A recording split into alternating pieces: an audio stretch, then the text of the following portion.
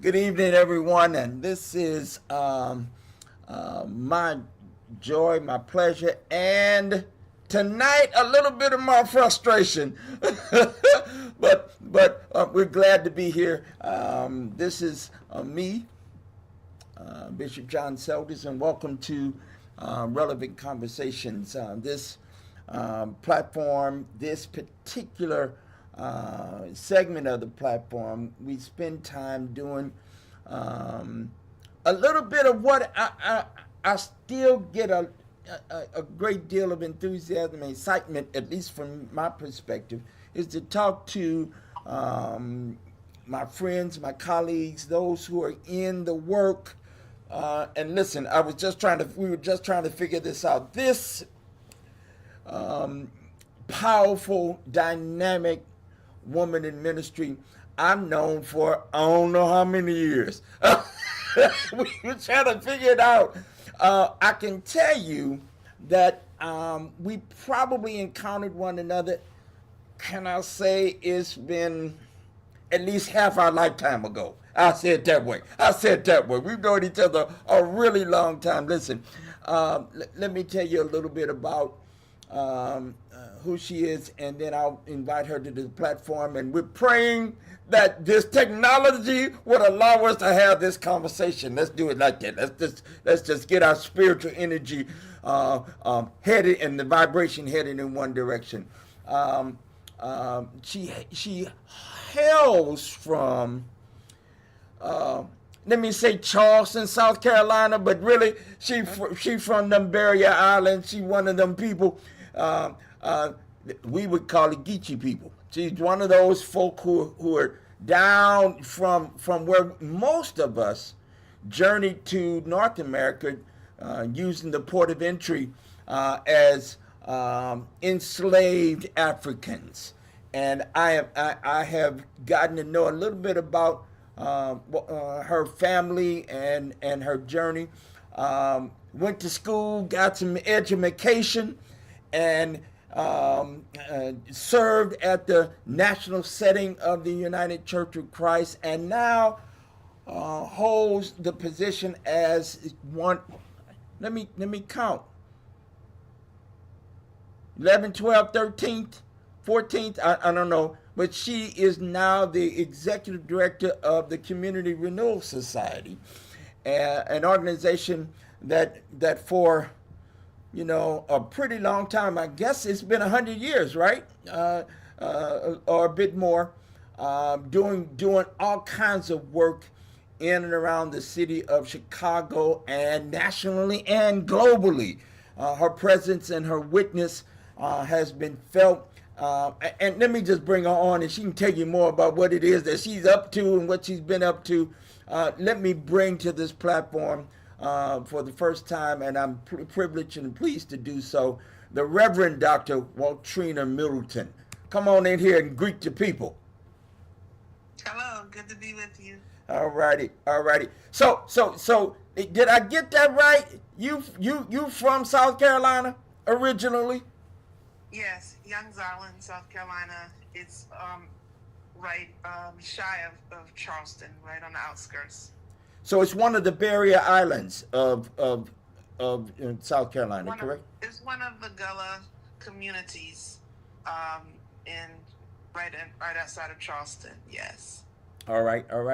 And then you've spent a lot of time in Chicago. You've been a member of Trinity United Church of Christ under the leadership of Baba Wright, Pastor Wright, and all of that. But let's go back. Let's go back. I think we met when you were actually in Chicago going to school. I think that's when we met before I arrived. I think in Chicago, I was a staff person under Mama Yvonne Delk at the Community Renewal Society. I had I joined that staff, and I had the experience of having joy every time I came to the office. It was a dynamic, inspiring, movers and shakers and folk doing what they do in the city of Chicago and all over the country. Mommy Yvonne would say, "Son, come on in here," and my office was right next to hers at that time, and she conspired for something for me to do, and then I went to do it, and I had a great experience of ministry with Mommy Yvonne at the Community Renewal Society. Could you talk a little bit about the Community Renewal Society and the work it has done historically? And then I want to pivot to how you have envisioned the work as it has moved forward since my leaving there, almost 30 years ago. Yes, Community Renewal Society is more than a century-old organization, as you shared, just knocking on the door of 140 years. And it was established through missionary work and an endowment that was dedicated at that time to addressing, ironically, some of the issues that we're seeing and facing now: immigration, and helping folks that are new neighbors be able to not only establish themselves but also to address some of the racial injustices and discrimination that they were facing in the Asian community and beyond initially. Over the course of time, depending on the leadership, his focus may have shifted. You mentioned Dr. Yvonne Delk, who is the trailblazer within her own right, and just a brilliant and phenomenal person in the 1990s. She matriculated into the role as the executive director, the first person of color, as well as the first woman to serve in the role. Since then, there have been only 3 total that have served. And she had the vision of recentering the mission so that it would include organizing and policy arms that address the current issues of racial injustice as well as socioeconomic disparities in present day. She definitely was prophetic in having that foresight because just a little more than a decade later, a young man would be shot to death by the Chicago police, and Laquan McDonald is his name. And because of the structure that she helped to lay the foundation for, it positioned the organization to be able to be a leader and a voice in not only protesting and demonstrating or illustrating grassroots organizing, and also addressing policy issues that could try to, we hope, prevent another innocent life from being taken due to police brutality and excessive force. But it had the audacity to sue the city and also, I believe, create a blueprint for the nation in terms of consent decree efforts to hold those police officers accountable. And so now we see consent decrees all over the nation.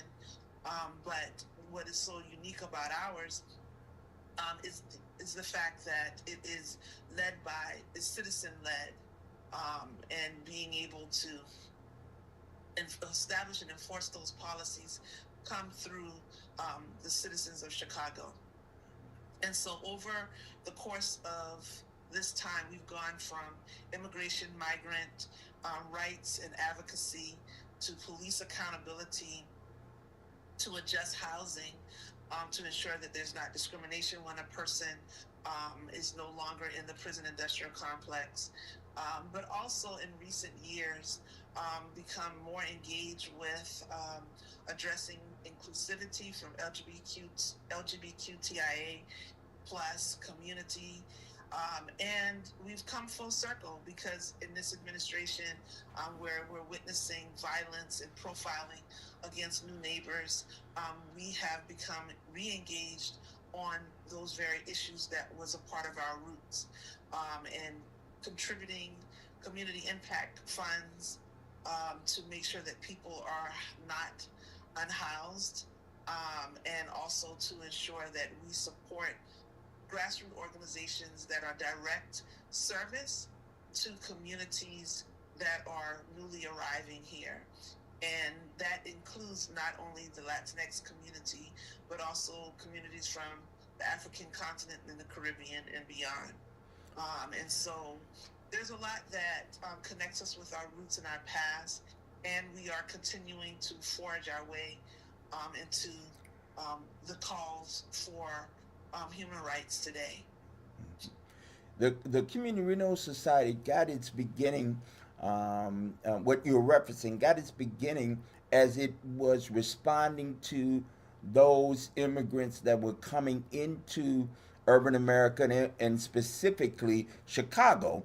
However, those kinds of some were called settlement houses or other mission societies that our four parents of faith organized themselves around these city mission societies, etc. And there were a number of them throughout the East and the Northeast and the Midwest.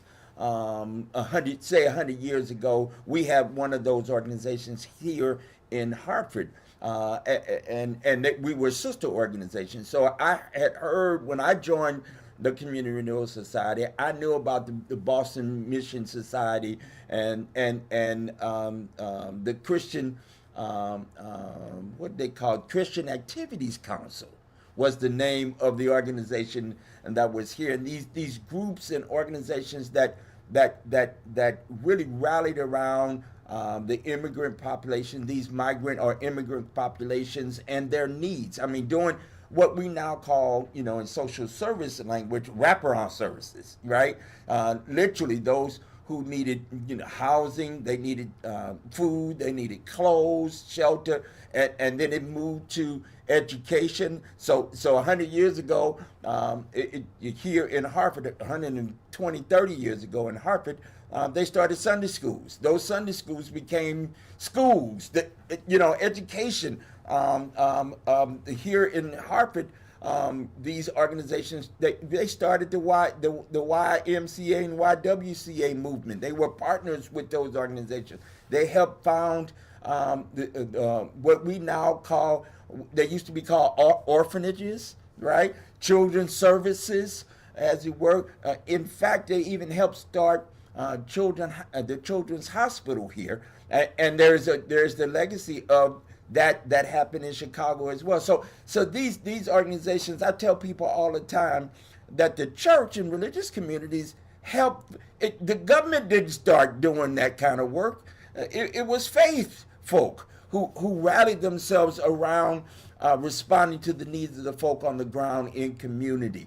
And so you carry on as leader that legacy, and I'm happy to hear that work has continued in specific ways around consent decrees and all of the various things that are happening. Listen, Chicago has been in the news, for how it has been impacted by the move of our federal government in the so-called responding to immigrants and migrants. Have you all been involved in that work in Chicago? And if so, in what kinds of specific ways have you responded to this current movement and moment?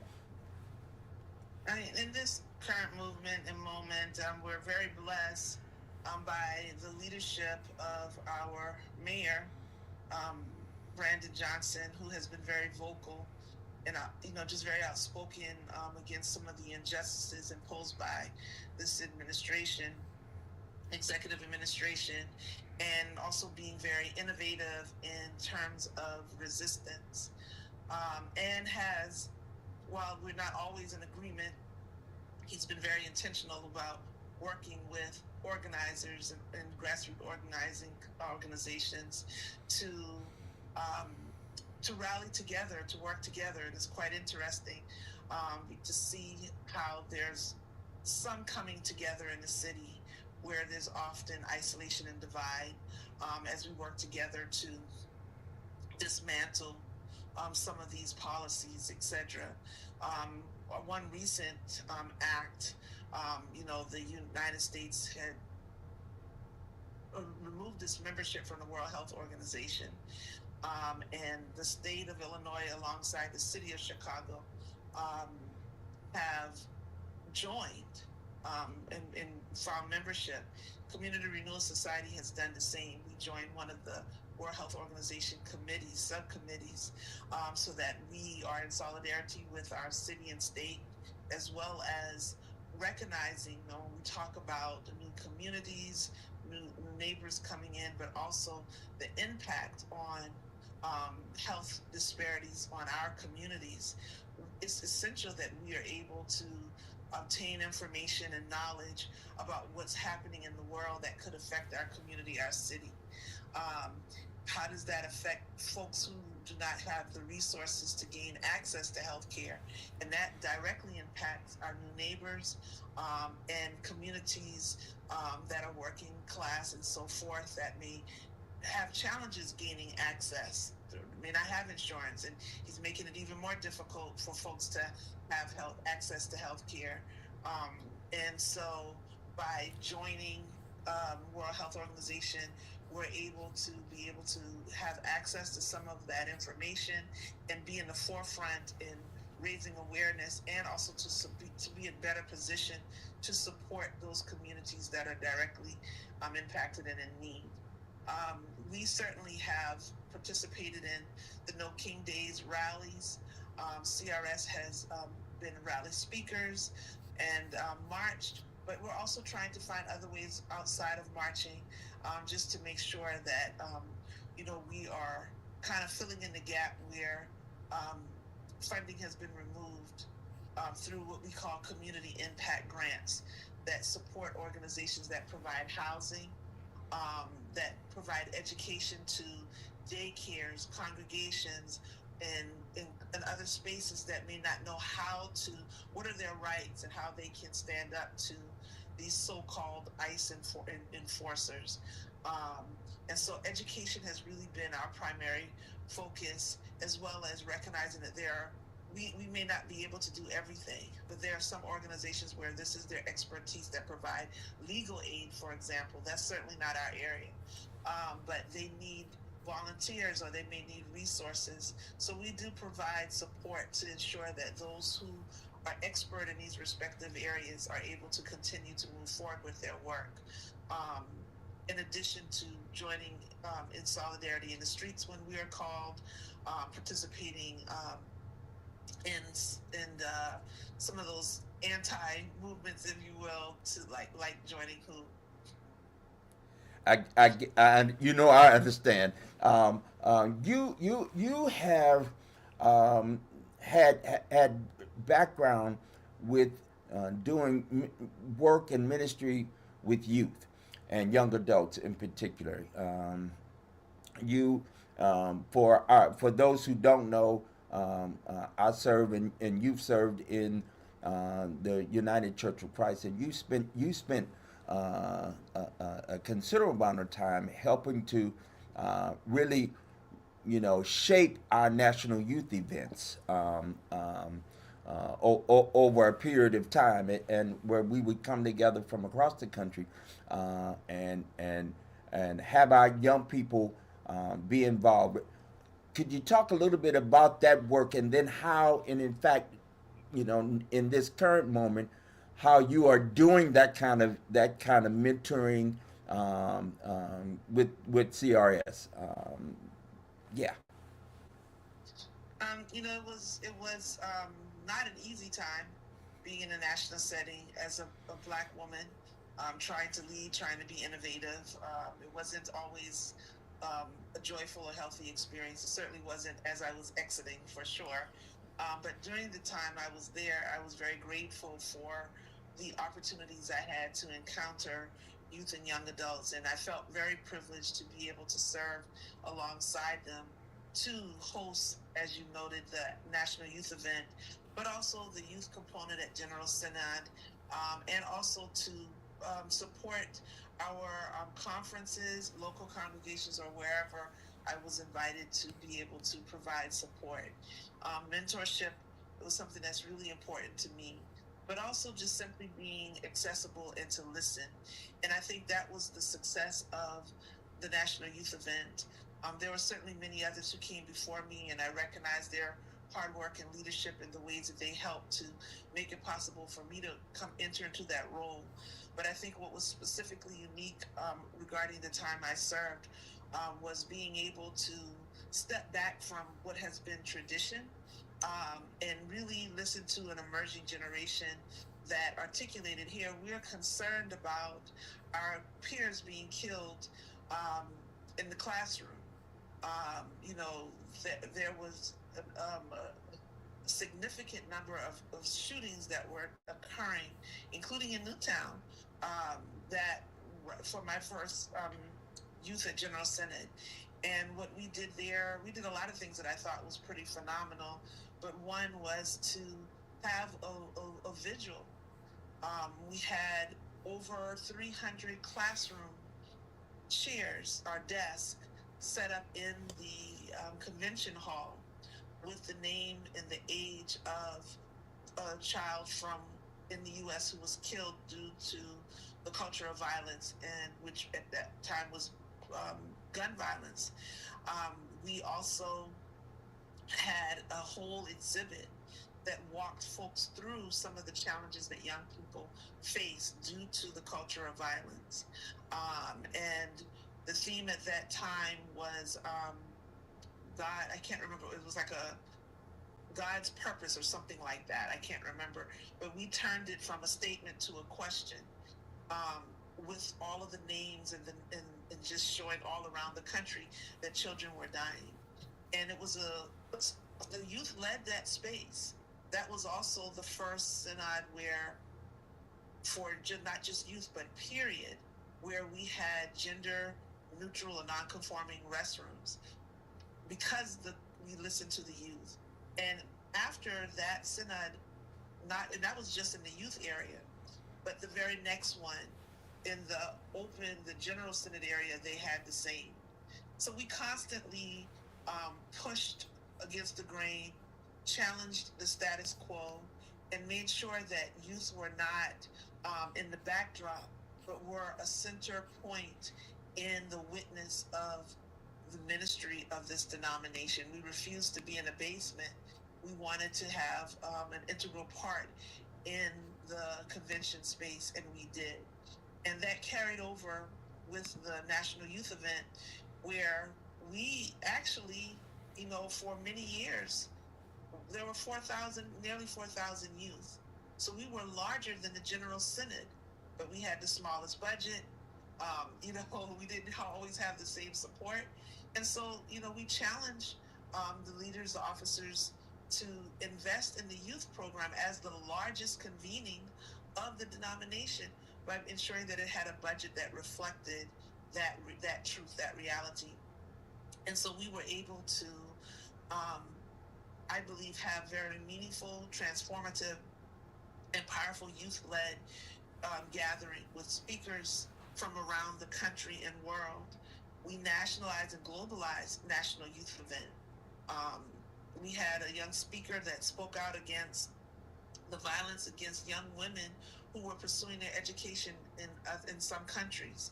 We had national figure from Dancing with the Stars, but we also brought in folks who were making an impact every day in the life of the UCC. So we were able to build a bridge where the youth were front and center, where worship was front and center, where social justice was front and center.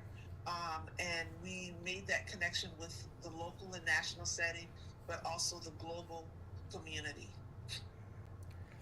Thank you for sharing. I know a lot of that history, and I was there during your tenure in leadership there. I wanted to raise that because I think as you assumed leadership with the Community Renewal Society, some of that played into, or at least that experience helped to establish some ways of being in Chicago. And I'll say I'll say it like this: your predecessors took gun violence and violence, urban violence in particular, took it seriously, and I think you lifted it to a whole nother level when CRS supported Black Lives Matter, and in fact got involved not only in the national witness, but also got involved in the local witness that has led to what you all have done with police accountability. And you mentioned the federal consent decrees, and a number of us in our local areas took on and established that kind of with CRS actually leading and being a moral voice on that kind of stuff. Could you talk a little bit more about the way you all at CRS and have helped to structure the citywide coalition and building the constituencies that you all have helped to bring together, and how you all think about how you help communities build capacities to take on the work for themselves. Instead, it's not the do for, it's the how do we come alongside and share the work with. Yeah, there are a lot of powerful and beautiful coalitions that preceded CRS, that have helped to work alongside CRS. And so the coalition, the beauty of the coalition is being able to find that common ground and unity, and basically demanding that the citizens of Chicago are directly engaged in policy making and decisions that's imposed by the city, and the council, the city council, and the like. And there are different groups, and sometimes we do come together. The Grassroots Alliance for Police Accountability is the coalition group, or also called GAPA, that CRS is a part of, and that was the coalition that came together collectively to sue the city following the murder of Laquan McDonald, and also and to your note, to form the consent decree. But there are certainly others, and while we may not be a part of those coalitions, we still respect their advocacy. And as a result of us coming together, I think another group, we all came together, we were able to create the ECPS, which is another platform with police accountability that comes from the community. And as a result of that, Mayor Lightfoot, on her way out, had to endorse it, because there was no fraction between us. We were all unified. And I also think that because of that unity, we were able to demonstrate or illustrate to candidates, including the current mayor, the importance of working alongside the community for success. And like I said, we don't always agree, but I do believe that he values and appreciates our voice more than other administrations have in the past. And I want to say, we also have Operation Breadbasket, which is the Rainbow Push Coalition. We also have the Rainbow Coalition that was, during the whole era of the Black Panther Party. And then we have the Black Panther Party. I mean, they're just such a rich history. And as you know, that I'm also a member of Trinity United Church of Christ on the south side of Chicago. That congregation, along with others, but that in that time it was the only congregation really that spoke out against apartheid in South Africa. So there's just so many different groups and coalitions that paved the way for CRS to be able to find the courage to shift its focus around organizing and policy issues. But now there are so many others that we believe that we hopefully inspired and created a framework that they have taken and have built upon it, like Asada's Daughters, Black Lives Matter Chicago, and so many others that have emerged and are basically leading the way with being vocal and present in the streets and beyond. So really proud of the work of several others. One of the things that we are doing, yes, locally, national, but also globally, really paying attention. I mentioned Dr. Delk was in Chicago when Trinity United Church of Christ was speaking out against apartheid, dared to have a sign that says Free South Africa when many were afraid to do so. And so they spoke out against apartheid and the acts of violence against the humanity of South Africans. And we are doing the same with respect to Palestine. We have hosted delegations to Palestine to learn from the Afro-Palestinians and communities there. And we continue to be in solidarity with that work. So again, it's a full circle opportunity. And what we've realized is even when we are talking about immigration rights and advocacy work, if we're talking about police accountability, it doesn't matter. We'll always see someone with a kafia in solidarity with Palestine. And so what we are making sure that we're being mindful with our congregational-based members, because we are first and foremost a faith-based organization at the intersection of human rights and social justice. We want to make sure that our congregational members understand the importance of being intersectional. That we cannot call ourselves Christians, we cannot call ourselves followers of Christ, and we ignore the suffering of even one in the diaspora. And so for us to be able to continue to build solidarity, it must go beyond the local scene, but we must also make sure that we're understanding how the suffering in the world directly impacts us here in Chicago and vice versa. I appreciate that very much, Sister, because um, knowing a bit of your background, I, I know the work. We travel the world together, and I am I think very fondly of our trips and our time together, and some of that work, what it introduces you to, is what we have in common, right? That suffering.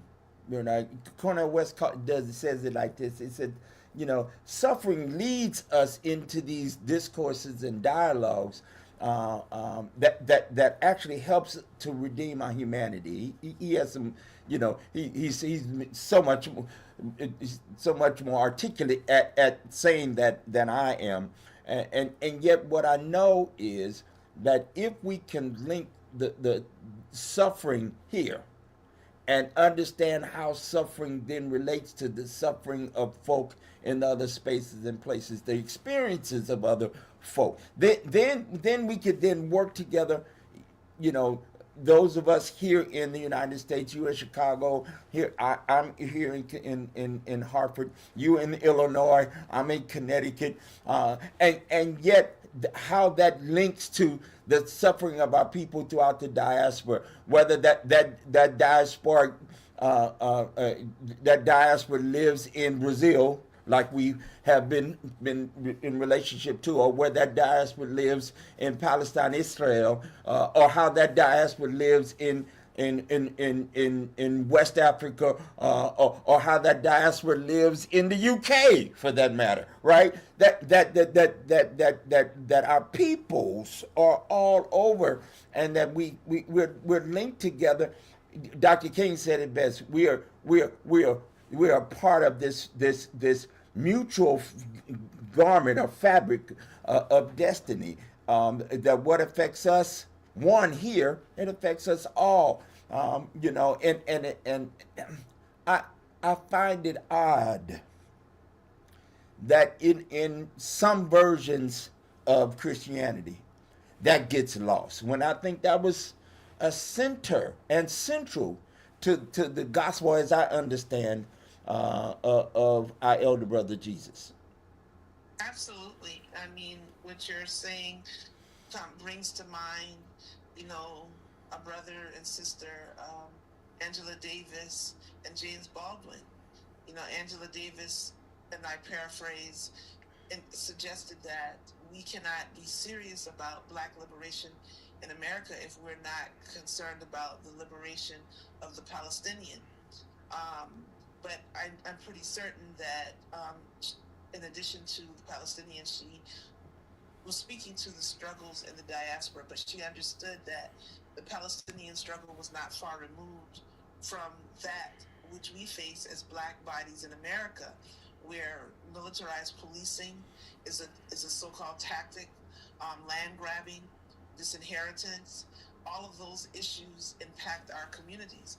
But James Baldwin also said that if they come, for me in the morning, surely they'll come for you in the night. And we cannot live our lives thinking that, well, that's them over there. It doesn't impact us. Eventually, they'll come knocking. They won't even come knocking. They'll just come. When I look at Palestine and I see the criminalization of their young children, it's the same thing when I see the the prison industrial complex here in the U.S. Um, you know, just making our children out to be demons, and they're being charged with their own death, the murder that was inflicted by police and the state. And so I think that if we look closely, we'll be able to see those common ground. When we took our first delegation to Palestine, what we did was we took folks around the issue of water justice. We had folks from the Dakotas, Black Lives Matter activist, organizer, and and students from Howard University. And we were looking at Flint, Michigan, looking at the water protectors in the Dakotas, but also looking at the ways that water was weaponized in Palestinian communities, where the occupying Israel state would turn off the water, turn off the sewage. You're talking about women trying to give birth without water, people trying to exercise hygiene, good hygiene, without water. People thirst without water. And so looking at the power of the water source and how that could be used and abused to continue to inflict pain and marginalization and suffering. And not only to mention like the crops, the sacred olive trees, being able to care for your crops. So livelihoods were removed. And when we look at Flint and we look at the impact that it had on the health and welfare of children, their growth and development, and the implications from not having access to pure water, we see the common line. We go to the Dakotas and we see the government willing to pump oil through sacred lands, literally through the burial sites of their ancestors. Is how dehumanizing is that, to say that you are nor your ancestors matter, that the wealth of pumping oil is more important than your humanity. And so we were able to make these connections. And I liked what you said earlier. It's my hope that when those students return to their respective places, that when they saw Palestine on the news, when they saw Flint on the news, when they saw the Dakotas, the water protectors on the news, that they saw the common thread, that intersectionality, and said, that is my family, that is my village, and I am nothing apart from them. Their struggle is my struggle. Mm-hmm. And that is really, personally for me, my hope and vision for Community Renewal Society. I love the fact that the founders did not make it Chicago Renewal Society or specific to a region, that they had the vision to say Community Renewal Society. And community could be so vast if we allow ourselves to be inclusive and welcoming to all. Yeah, it is about. I'm reading a book that is considering what it means to matter, to matter. It's called mattering. My ebonics gets in the way sometimes, so T's become D's. But and one of the premises of this book is to talk about. I'm in higher ed, so I spent some of my life on a college campus, but in the context as an administrator in higher education, and so community and belonging, Um, that those are all the hot. That's you talking good when you can talk about community and belonging, and yet one of the keys to belonging, in my opinion, is not just being a part of, right? That is important, but also mattering or mattering. I'm trying to correct it, Waltrina. I'm trying, Reverend. I'm trying. um, what it means when, if I am not there, will I be missed? That part of belonging for me is what the writer of this book and what I'm starting to think about. When you're not there, will you call me?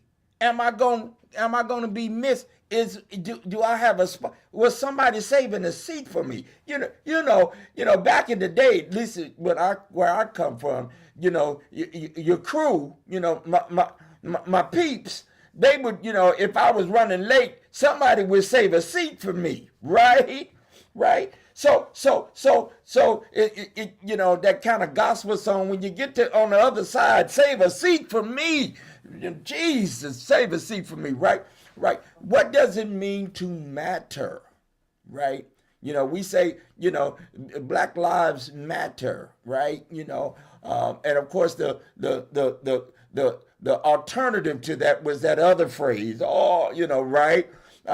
As if to say, do I matter does not mean you don't matter. In fact, to say do I matter is a placeholder for all of us, quite frankly, for any individual to matter, so that if I were not there, would I be missed? And that's the question ultimately of, here's another buzzword, inclusion, right?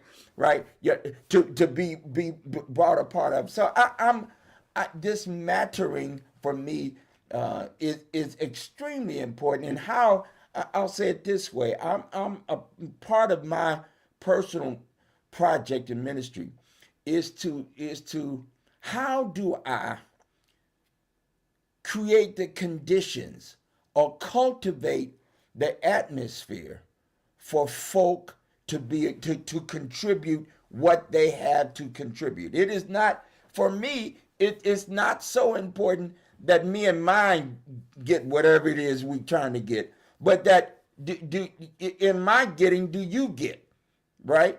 In my having, do you have? It's gotta be. I love this. You named it. Our foreparents in naming CRS, they centered the community, right? That which we have, the common union, the common unity, that which we share, that make us one, right? And e pluribus unum, we have that on our monetary bills and whatever. But what does that actually mean, and how do we actualize that in ways that in real time, especially when, and I love this that you said earlier, especially when we don't necessarily agree, right? And agreement, literally, we may not agree. Well, I can't say. I was getting ready to say something that I don't actually know if I believe myself. But what I hope is that our common humanity is what needs lifting up, right? How we get there, there are multiple roads. And just because you're on your road and I'm on my road doesn't mean we're working counter to that overall goal of the uplift of all of our humanity, right? So part of your work is around. I know in my time at CRS, we talked about. We didn't use this phrase, but today we're talking about economic inequality, justice. We talked back in my day at CRS. It was race and poverty, Right. That's Those were the phrases that we use today. And I know you all use this phrase, just economy. Right. Right. Talk a little bit about the work that centers around how you do that work in today's ministry and work. Well, I mean, I don't want to miss something that you lifted up when you lifted up matter. I think that is a very important piece, and I'm happy to come back to the economic Sure. justice piece, but I just think it's a very sacred uplifting, and I don't want to miss that moment, because when we think about matter, we think of substance, we think of body, and when those brilliant sisters, to honor Trayvon Martin, came up with this concept of Black Lives Matter, um, it definitely was to affirm the humanity of all Black bodies, to recognize that the body matters, um, that we are, a valued matter in the greater scheme of this universe.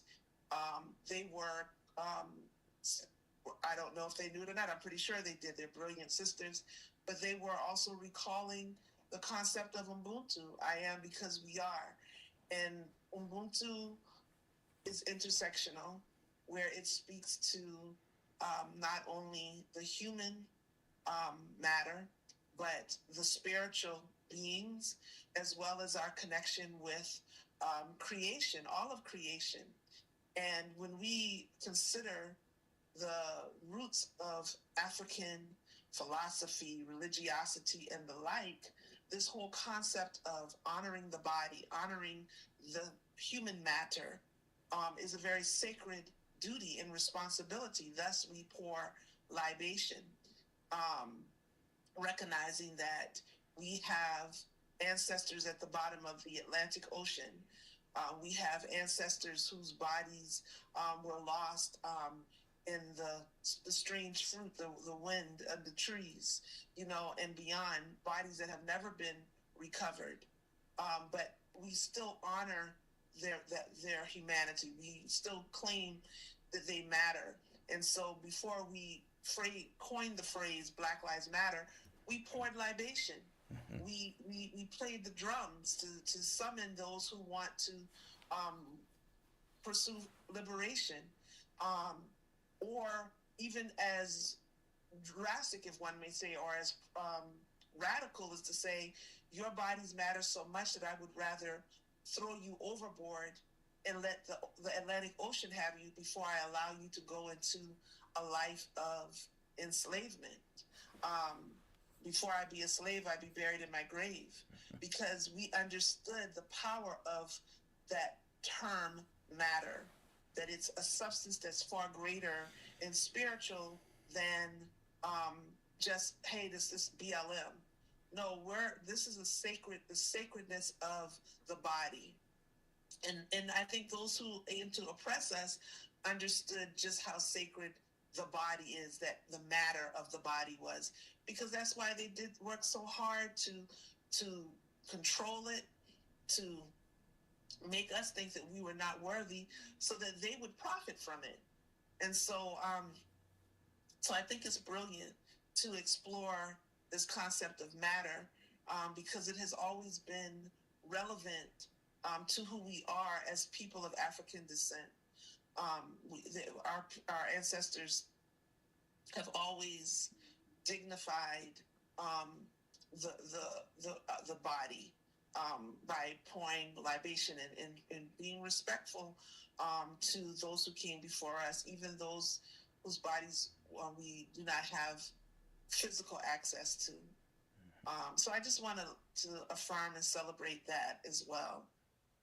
But in terms of the economic, efforts that we're lifting up now, it is not one of our largest platform issues, but it is certainly integrated in our everyday work. We understand that we cannot talk about, true liberation, as long as we are suffering through poverty, that's imposed by the state. And so we recognize that when we're talking about the economy, when we're talking about the divestment from our schools, from the SNAP programs, from healthcare, and other issues that have a direct impact on our livelihood and our well-being, and our children being able to get education and to further themselves, that all of that is connected to socioeconomic um, divide. And so when we look at the prison industrial complex, and folks are not, even though the governor just recently signed a bill that would allow people to have their um, records cleared after a certain period of time once they're released, um, that is progress. And we certainly celebrate and lift that up. But when we look at all of these societal issues, there's nothing that we can look at and not be able to follow the money and see how it's interconnected. Excuse me. Excuse me. Pardon me, my allergies. Bless you. Thank you, my brother. And so, in such, we find ourselves lifting up the economy. We find ourselves calling out these injustices and being able to make that connection. And that's also why it's so important for us to be engaged with welcoming the new neighbor, because we also understand, this crazy concept of pull yourself up from the bootstrap. Well, was it Muhammad Ali or Malcolm X who said, well, how do you ask someone without shoes to pull themselves up from their bootstraps?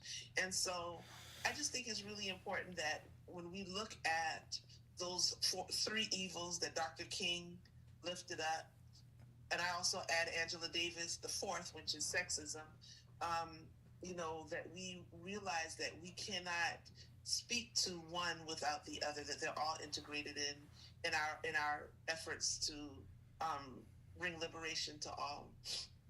You were in my head. I was thinking just that. Here, 60 years later, Dr. King says there are these triplets of evil, right? That you can't really tease one out without the others coming along. And I think Angela Davis is absolutely correct.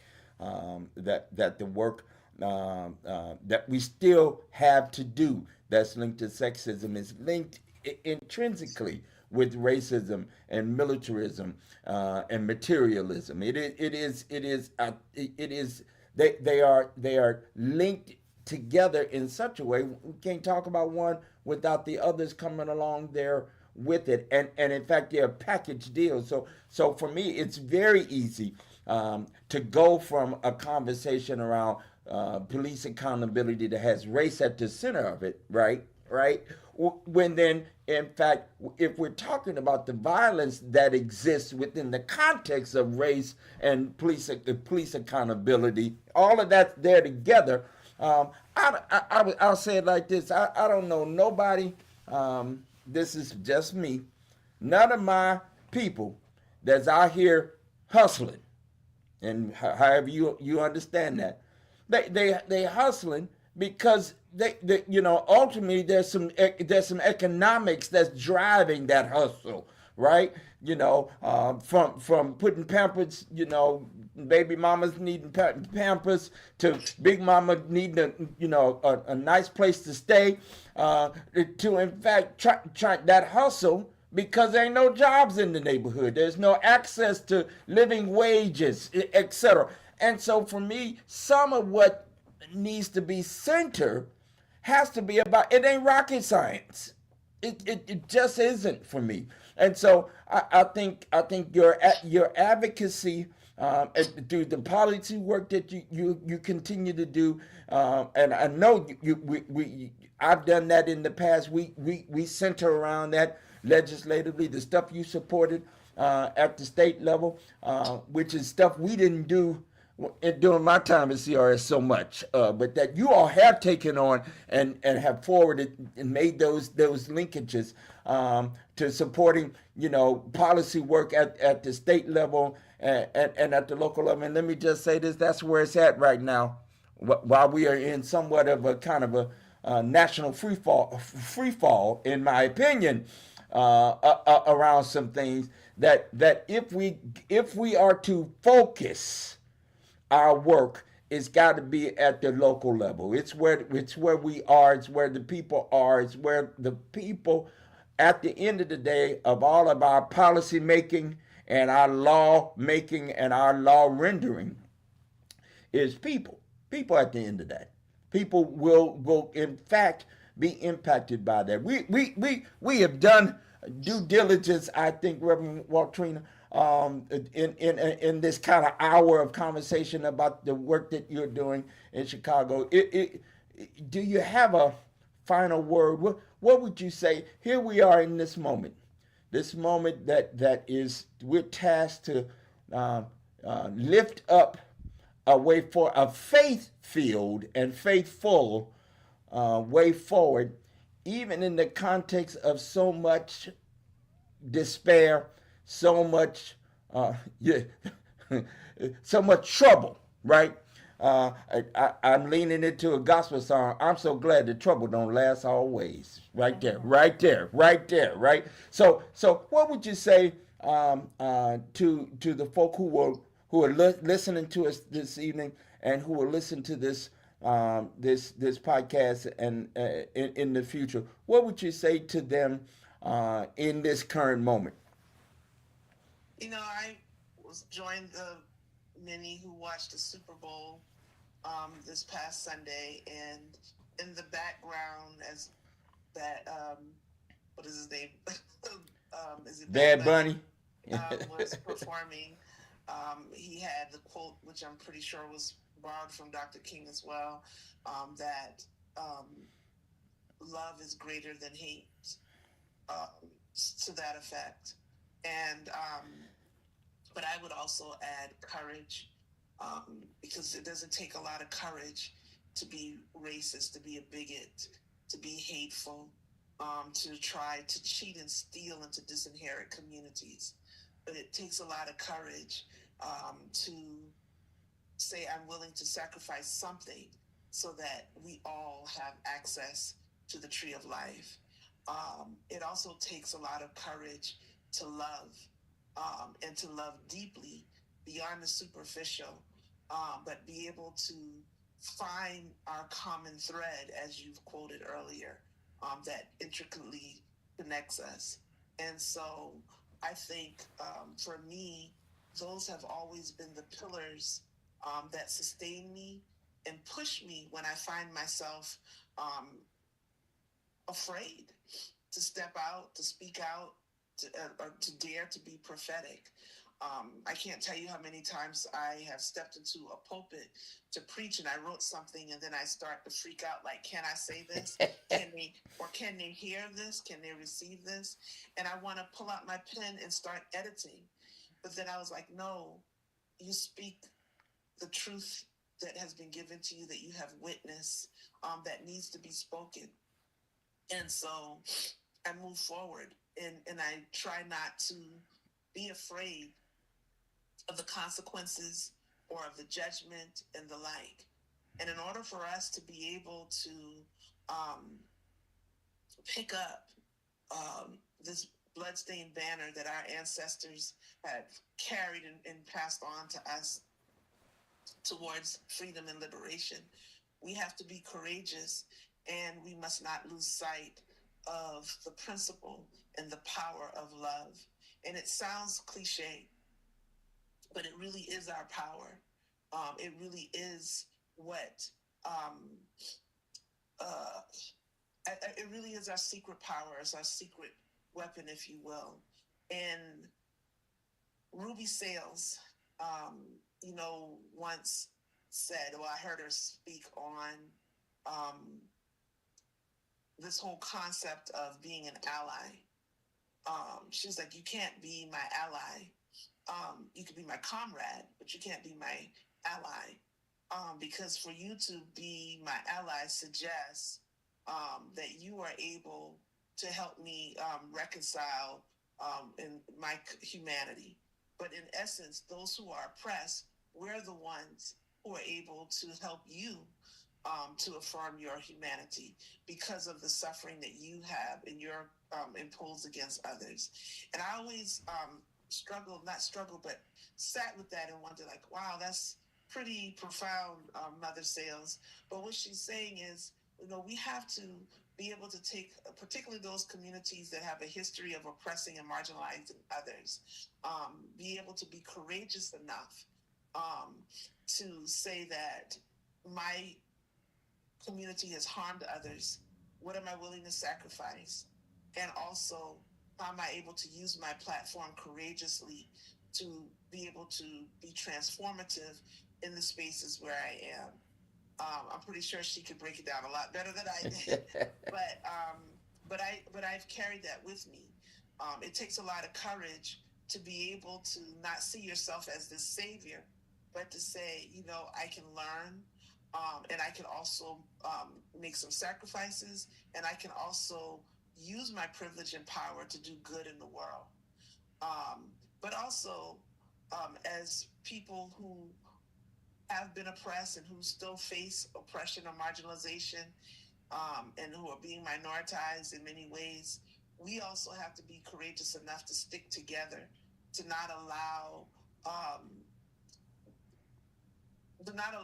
these different entities like commercialism and so forth to be able to divide us. We've got to be able to find ways to stay unified, because our ancestors would not have survived the Ma'afa if there was not that unity and that love, even on those God forbidden ships, in the brush arbors, those secret societies that were able to sustain them, and they were able to draw from the Ubuntu.